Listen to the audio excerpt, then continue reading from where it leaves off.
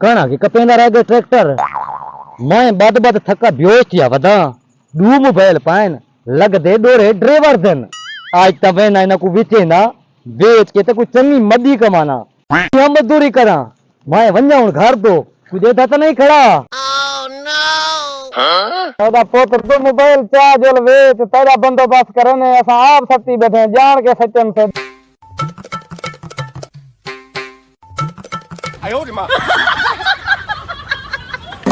हाँ वे मजदूरा फड़ के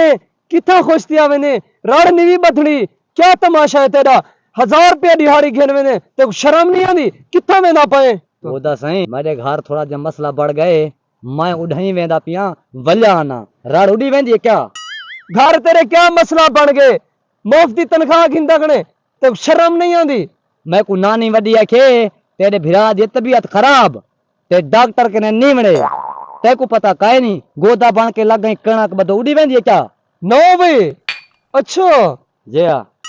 जेब क्या है वो जेब तो कशे का नहीं पूरी दीवार मजदूरी कर रही हूँ क्या जेब मैं किमें तेरे उते इतबार करा तेरे घर का कोई मसला है मैं तो 4 महीने काम की थी खड़ा अजा तक कोई इतबार नहीं आया यार बंदा तो तू नेक नहीं आते हर जाते बद्धा प्यारा ने तो छुड़वा ना वल से मैं भाई ना डॉक्टर के दवाई गिन के ते आना पिया कितनी टाइम ते लग वैसी कुछ 40-45 मिनट अच्छा जल्दी आमी मैं से बल्ला आना होने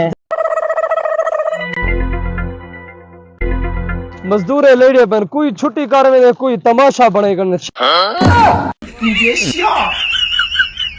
हाँ मैं फड़के क्या मसला है तेरा सारे मजदूर मेरा दिमाग चट्टी वेंदन तू कणक ते क्या पे सारी कणक खराब कर रखी